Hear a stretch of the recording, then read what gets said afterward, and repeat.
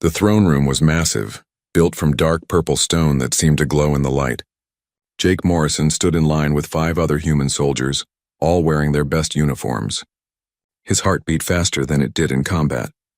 Around them, thousands of alien warriors filled the hall. These were the Valorians, tall beings with silver skin and eyes that shone like stars. Every single one of them looked deadly. 6 months ago, Jake and his unit had saved the Valorian Empire from destruction. The enemy had trapped their fleet in the Crimson Nebula. The Valorians were brave, but they fought the same way they always did. The enemy knew their tactics. The Valorians were losing badly. Then the human forces arrived. Jake had suggested a crazy plan to his commander. Instead of fighting head-on, they used the nebula's radiation to hide. They hit the enemy from 7 different angles at once. It worked. The Valorians won because humans thought differently. Now Emperor Theron sat on his throne looking down at them. He was huge, even for a Valorian, with scars covering his arms. Next to him stood his daughters. Princess Kara wore battle armor covered in metals. She looked like she could kill someone with just a glance. 2 other princesses stood beside her, both warriors. They held their weapons proudly. In the shadows at the end of the platform, Jake noticed a 4th princess. She was smaller than her sisters, and she tried to make herself invisible. She wore a simple purple dress instead of armor. Her silver hair fell loose around her face, while her sisters stared straight ahead like statues. This one's eyes moved around the room. She looked curious about everything. "For saving our empire, we offer you any reward within our power to grant," Emperor Theron announced. His voice boomed through the hall. "Name your prize and it shall be yours." The first soldier asked for a warship. The crowd cheered. The second wanted a fortune in platinum. More cheers. The third asked for land on one of their colony worlds. The 4th requested advanced weapons technology. The 5th asked for a command position in the combined fleet. Then it was Jake's turn. Every eye in the massive hall focused on him. He stepped forward and looked up at the royal family. Princess Kara met his gaze with a warrior's pride. The other military princesses did the same. The 4th princess looked down, as if hoping no one would remember she existed. But Jake had noticed something. When he first entered the hall, he had tucked a small book into his uniform jacket. Just the corner showed. It was his copy of the Odyssey, battered from being read so many times. When the 4th princess saw it, her eyes went wide. Just for a moment, her face showed pure joy. Then she hid it again and looked at the floor. Jake took a breath. "I choose Princess Lyra Vas Valoria," he said clearly. "I ask for her hand in marriage." The throne room went completely silent. Then everyone started talking at once. Valorian warriors shouted in confusion. The human ambassador's face went pale. Jake's commander looked at him like he had lost his mind. "What is the meaning of this?"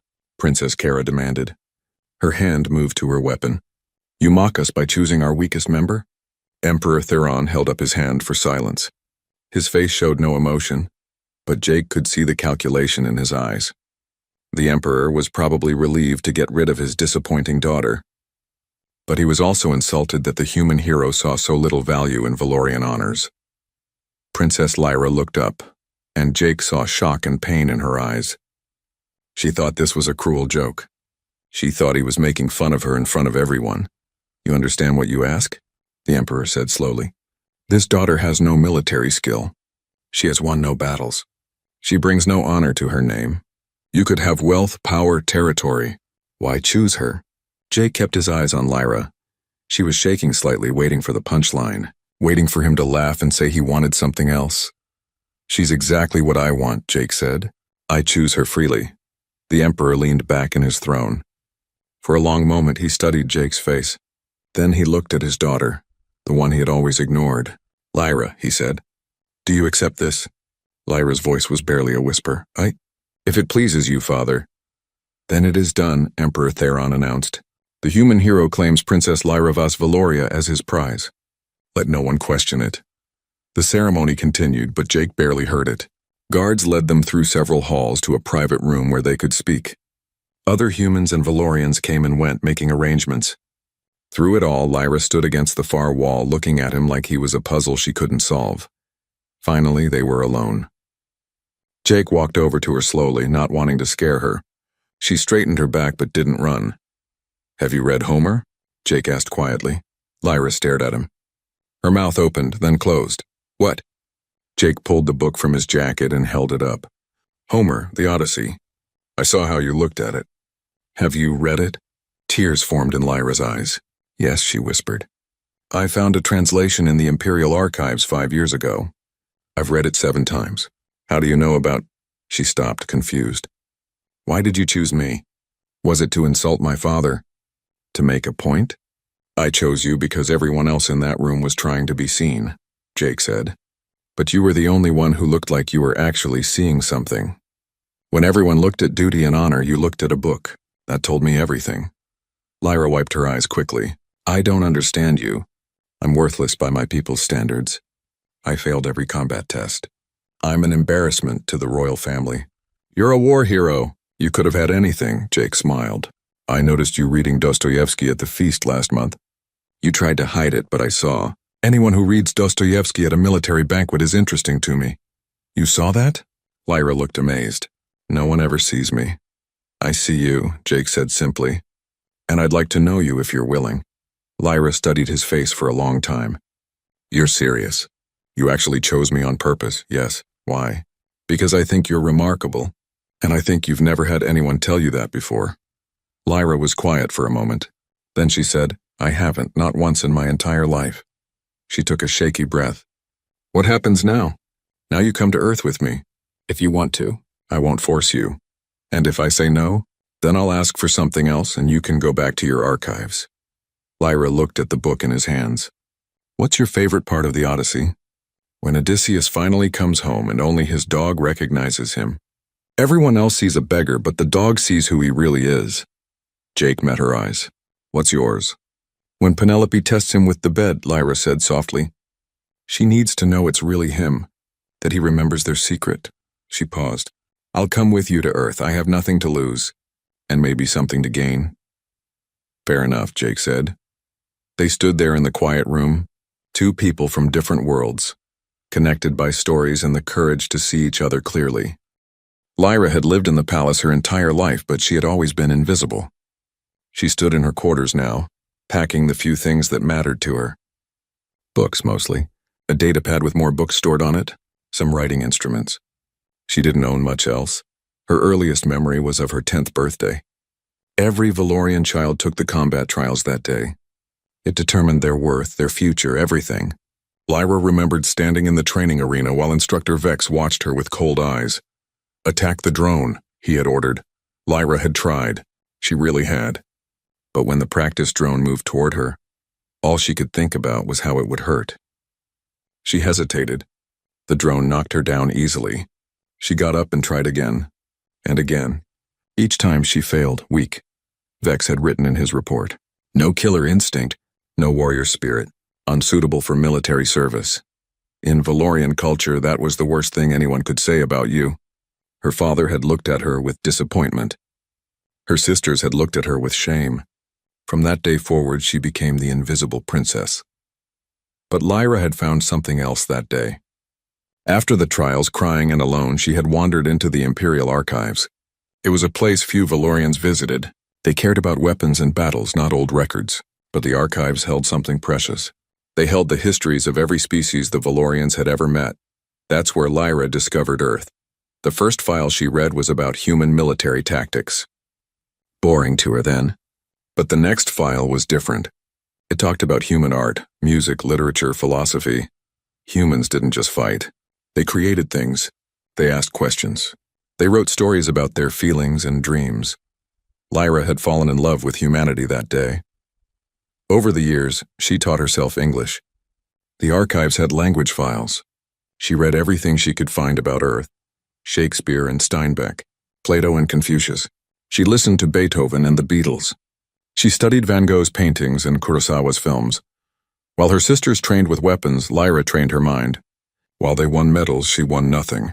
But she learned to think in ways no other Valorian did. She learned that strength could be gentle, that power could be quiet, that victory could mean understanding instead of conquest. Her family forgot about her most of the time. That was fine. She spent her days in the archives with only Archivist Kell for company. He was old, too old to fight, so he was allowed to tend the records. He never judged her. You have a gift, young princess, he told her once. You see connections others miss. My gift is useless here, Lyra had replied. Perhaps. Or perhaps you simply haven't found where you belong yet. Now, standing in her quarters, Lyra wondered if Kel had been right. Jake Morrison had seen something in her. She didn't understand what, but he had seen it. A knock on her door made her jump. Princess Kara walked in without waiting for permission. She wore her armor as always, weapons at her side. She looked at Lyra's small pile of belongings and frowned. Is this all you're taking? Kara asked. I don't need much, Lyra said quietly. Kara walked around the room. They hadn't spoken privately in years. I don't understand what happened today. That human chose you. Why? I don't know. He's a decorated warrior. He could have had wealth, power. Instead, he picks our family's embarrassment.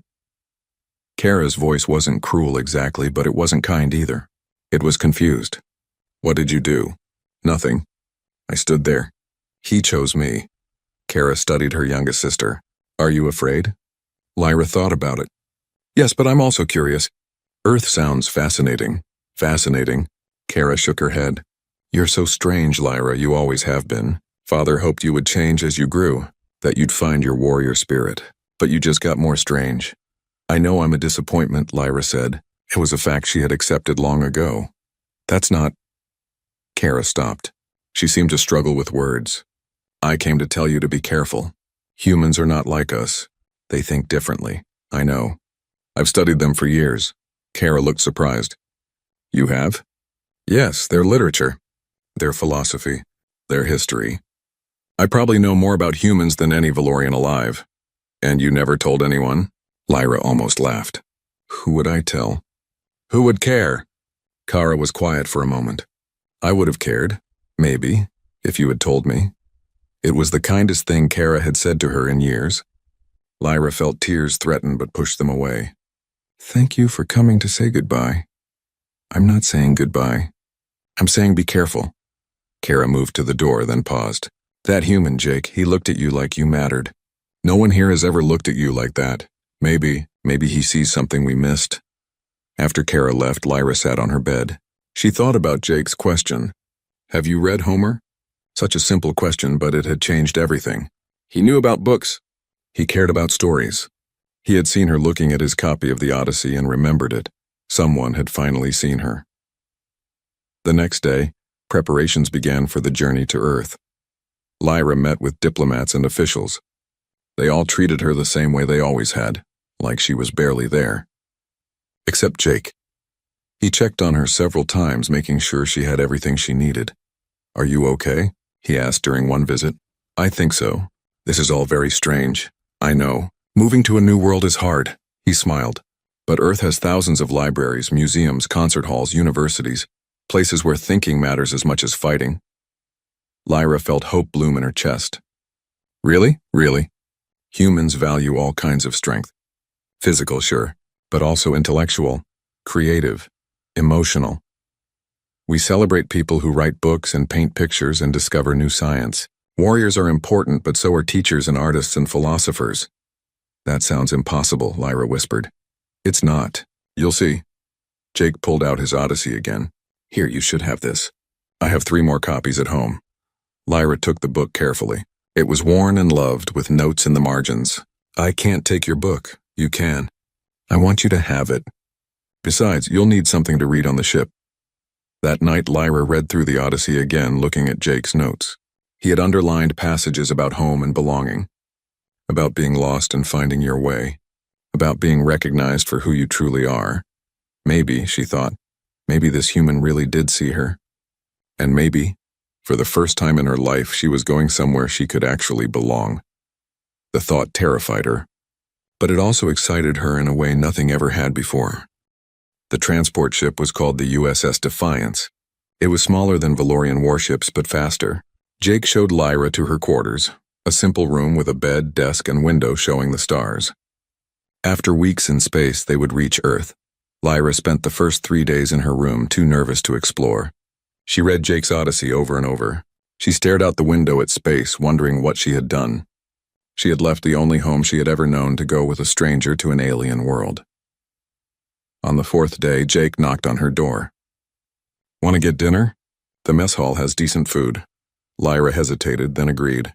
The mess hall was full of human soldiers. They stared at her when she entered. She was the only Valorian on the ship. She tried to make herself small the way she always did, but Jake pulled out a chair for her at his table. "Lyra, meet some of my unit. This is Ben, Carlos, and Amy. They were with me at the Crimson Nebula." The three soldiers nodded at her. They looked curious but not mean. "You're the princess, right?" Amy asked. "The one Jake chose instead of a warship?" She grinned. "Best decision he ever made. We all thought he was crazy, but now we get it." "You do?" Lyra asked quietly. "Sure, anyone can fly a warship. But how many people can quote ancient Earth poetry and Valorian battle tactics? Jake told us about you." Lyra looked at Jake in surprise. He shrugged. "I told them you're brilliant, that you've studied human culture for years." They were impressed. For the first time in her life, Lyra felt something strange. Pride. These humans thought she was interesting. Not disappointing. Not useless. Interesting. Over the next weeks, Lyra slowly came out of her shell. She ate meals with Jake and his friends. She walked around the ship. She even visited the observation deck where humans gathered to look at the stars. One night she found Jake there alone. He was staring out at space with sad eyes. "Are you okay?" she asked. Jake smiled, but it didn't reach his eyes. "Just thinking. This was Danny's favorite spot. My best friend. He died at the Crimson Nebula." Lyra sat down next to him. "I'm sorry. He was the one who got me into reading, actually. Grew up poor like me. Joined the military at 18 like me. But Danny always had books. He said stories made us more than just soldiers." Jake's voice was rough. "I lived and he didn't. Sometimes I don't know why." "Survivor's guilt," Lyra said softly. "Dostoevsky wrote about it. So did many others. It's a human thing, feeling guilty for surviving when others didn't. Is it a Valorian thing too? I don't know. Valorians don't talk about feelings much. We're supposed to be strong." Lyra paused. "But I think maybe that's our weakness. We don't know how to process pain, so we just push it down and call it honor." Jake looked at her with surprise. "That's really insightful." They sat in comfortable silence for a while. Then Lyra asked, "Why did you really choose me?" "You can tell me the truth. I won't be upset." Jake thought about his answer carefully. "At that ceremony, I looked at your family. Your sisters stood there like weapons on display. Perfect warriors. Everyone in that room knew their value. They had medals and scars to prove it. But you stood in the shadows and you looked aware.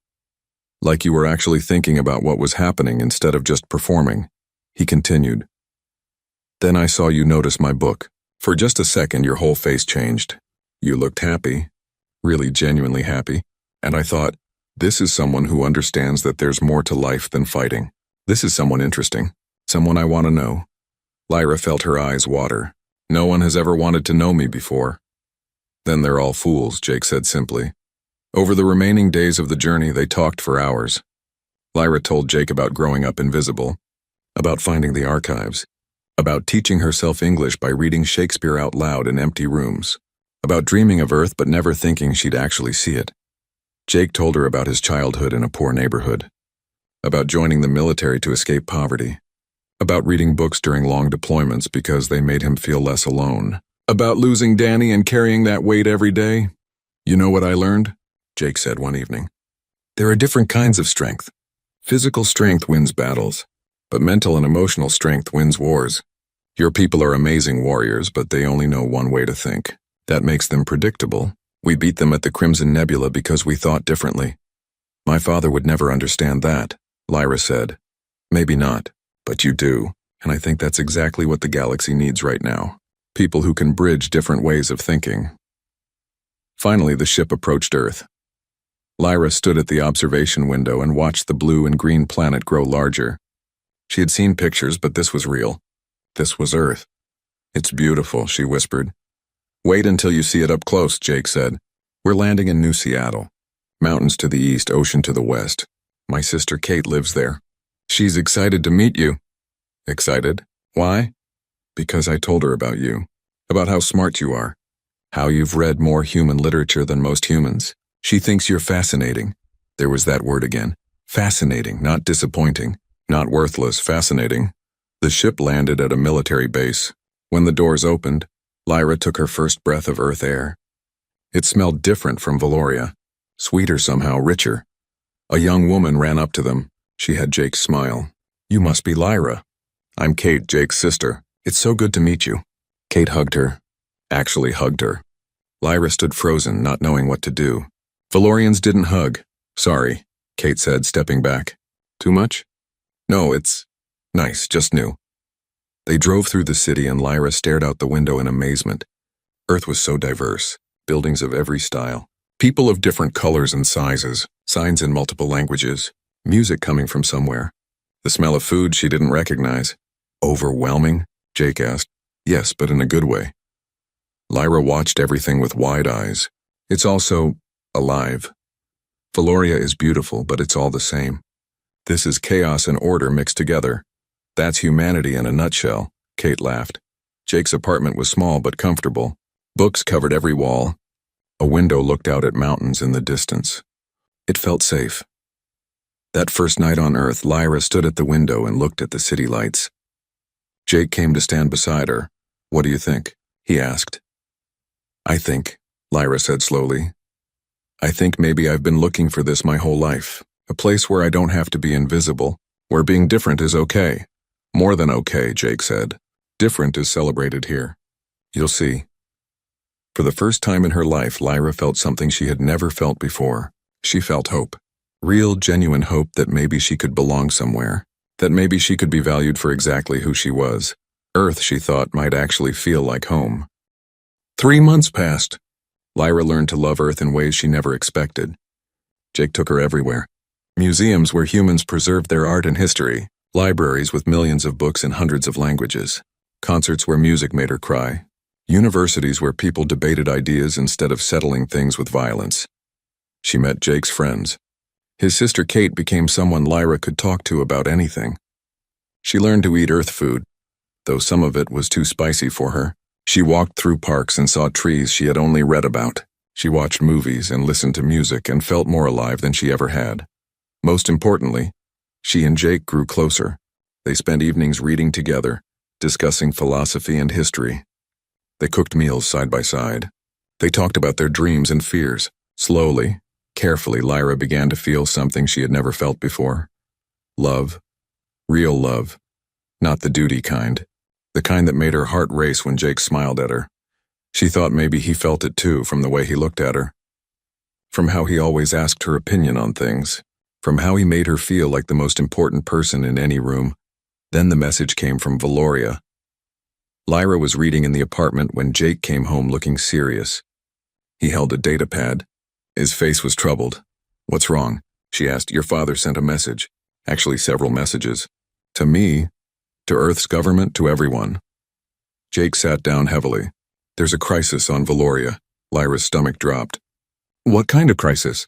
A military faction is angry about our marriage. They say it's shameful that you, a princess, were given to a human. They say it insults Valorian honor. They're threatening to break the alliance between our peoples.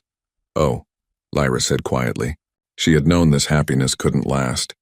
So what happens now? Your father demands you return. Either that or he'll disown you completely. Jake looked miserable. Earth's government is involved now. They're saying the alliance is too important to risk. They want me to annul the marriage. Lyra felt her heart crack. Of course, she had always been worthless to her people. Why should Earth risk peace for her? I understand, she said, keeping her voice steady. I'll return to Valoria. We can annul everything. Pretend it never happened. Lyra, no, that's not what I want. But it's what everyone needs. The alliance matters more than my feelings. Before Jake could respond, his communication device beeped. General Price wants to see me now. He looked torn. Will you be okay? Lyra nodded, not trusting her voice. After Jake left, she sat in the quiet apartment and let herself cry. She had been stupid to hope. Stupid to think she could have happiness. She was the invisible princess. She was meant to be forgotten. The next few days were terrible. Politicians argued. Diplomats negotiated. News services talked about the crisis constantly. Lyra heard herself called the worthless princess and the diplomatic disaster on Earth's news channels. It hurt, but she was used to it. Jake tried to talk to her, but Lyra pulled away. She couldn't bear to see the choice in his eyes. Stay with her and destroy the alliance, or let her go and save his world. It wasn't fair to make him choose. Then Princess Kara arrived on Earth. She came as an official envoy surrounded by guards. She requested a meeting with Jake and Lyra. They met in a formal conference room with diplomats watching. Kara stood in her full battle armor, impressive and terrifying. Jake Morrison, I come with an offer from the Valorian Empire. Renounce your claim to Lyra. In return, we offer you command of a fleet, land, wealth beyond measure. True honors worthy of your achievements, Jake stood. No, you refuse without even considering? I don't need to consider. I chose Lyra. That hasn't changed. Kara looked frustrated. Why, explain it to me. She's weak. She has no military value. She brings shame to our family. Why choose her over everything else? She's not weak, Jake said, his voice hard. She's thoughtful, kind, and brilliant. She's brave enough to be herself in a culture that despises her for it. She's read more, learned more, understood more than most people ever will. If you think that's weakness, then you don't understand what strength really is. Kara stared at him. You actually believe that? Yes. For the first time, Kara looked at her sister. Really looked at her. Lyra, is this true? Have you been studying all this time? Lyra found her voice. Yes. I learned about humanity because warriors were the only thing valued on Valoria. I wanted to understand a culture that valued other things. I learned 5 human languages. I studied your philosophy, art, history, and science. I probably know more about Earth than most humans. Why didn't you ever tell anyone? Who would care? I was already worthless. Having knowledge you consider useless would only make it worse. Kara was quiet for a long moment. I never thought of it that way. I just thought you were weak, broken somehow. Maybe I am by your standards, Lyra said. But Jake is right. There are different kinds of strength. I'll never be a warrior, but I can do things you can't. I can understand other cultures. I can build bridges between worlds. That's worth something, isn't it? Before Kara could answer, the door opened. An Earth official entered. Jake Morrison, I need to speak with you. The government has made a decision. They moved to another room. Lyra waited with her sister. The silence was uncomfortable. Finally, Kara spoke. I've been jealous of you, Lyra laughed bitterly. Jealous of me? Yes, I have medals and honors, but I've never had anyone look at me the way Jake looks at you. Like I matter beyond my skills with weapons. Like I'm a person, not just a warrior. Kara's voice was rough. You found something real. I've only ever found duty. I'm going to lose it, Lyra whispered. They're going to make us separate. Maybe not. Maybe there's another way. Jake returned, looking determined. We're going back to Valoria. Both of us together. Jake, no. It's too dangerous. I don't care. I'm not losing you because some people can't see your value. We're going to address the council. We're going to make them understand. And if they don't, then we'll figure something else out. But I'm not giving up on you. Lyra felt tears run down her face. You'd risk everything for me? Yes, because you matter. Because I love you. And because sometimes you have to fight for what's right, not just what's easy. Lyra stood and walked to him. For the first time, she let herself be brave. I love you too. I have for a while. I was just too scared to say it. Jake pulled her into his arms. Behind them, Kara watched with an expression Lyra had never seen before.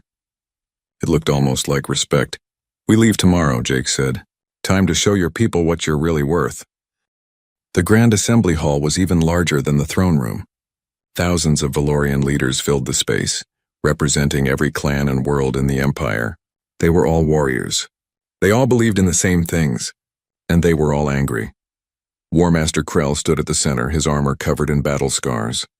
He was the one leading the opposition. This marriage is an insult to our empire, he declared.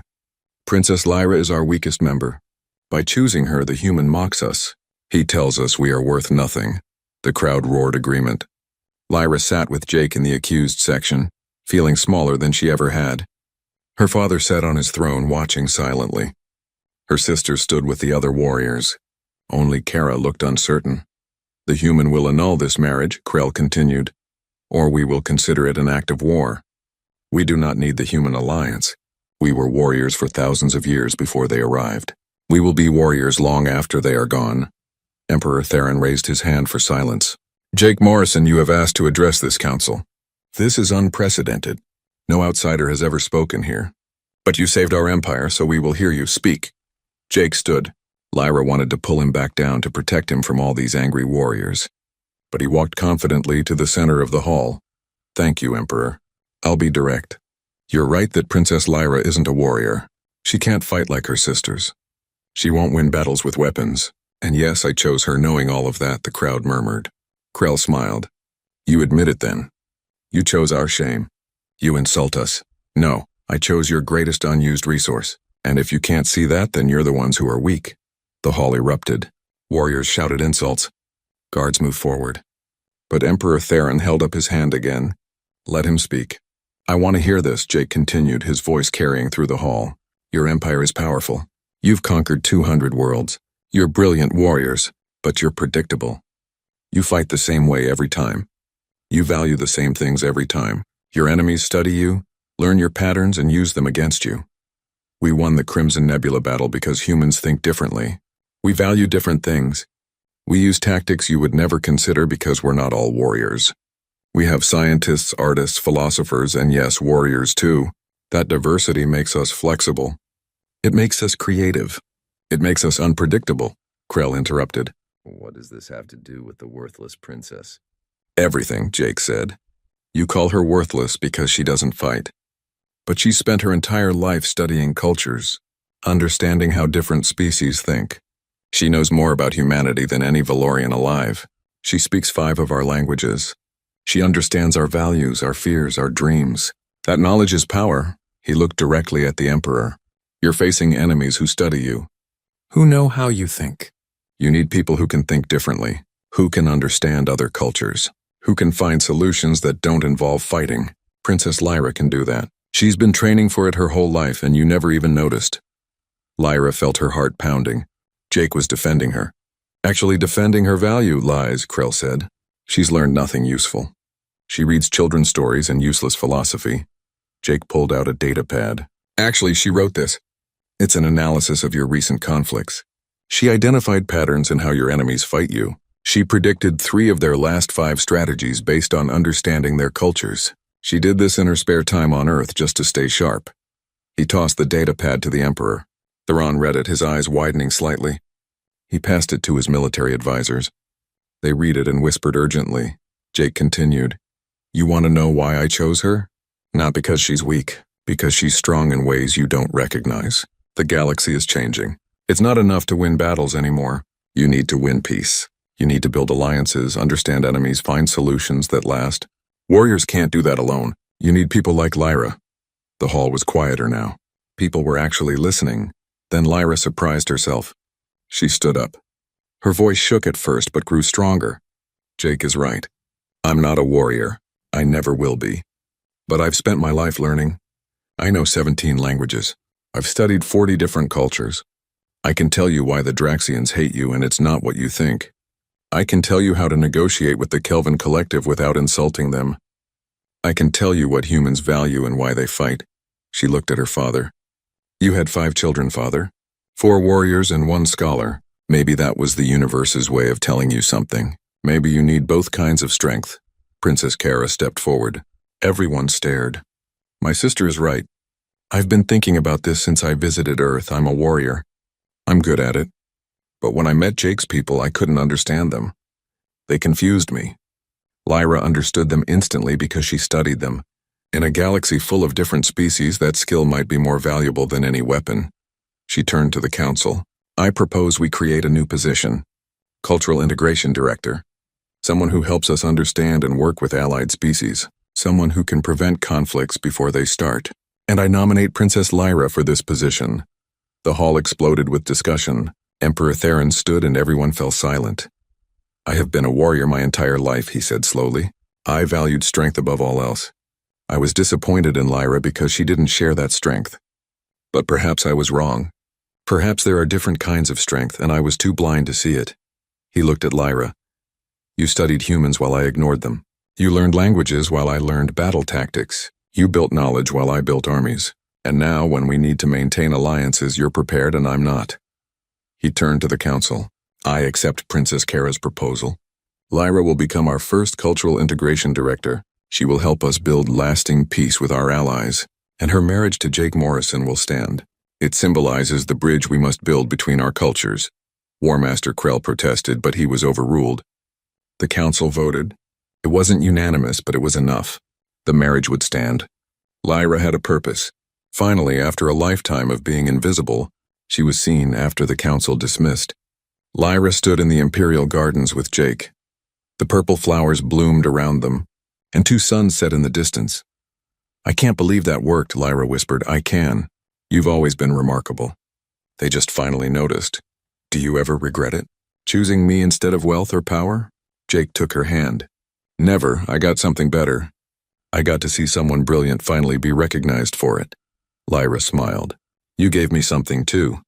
You gave me permission to exist, to be myself, to be valued for who I am instead of who I'm not." They stood together watching the sun set. 6 months ago, Lyra had been invisible, worthless, forgotten. Now she had purpose, love, a future. Princess Kara joined them, bringing news. "The Kelvin Collective wants to open new trade negotiations. Father wants you to consult Lyra. He says your knowledge could prevent misunderstandings." Lyra looked at Jake, then at her sister. "I can do that." As they walked back toward the palace, Lyra felt something she never had before. She felt like she belonged, like she mattered, like she was exactly who she was supposed to be. The forgotten princess had become indispensable. And it all started because one human soldier saw her when everyone else looked away. Sometimes, Lyra thought, the greatest strength is simply being brave enough to see clearly. Jake had that strength, and now thanks to him so did she.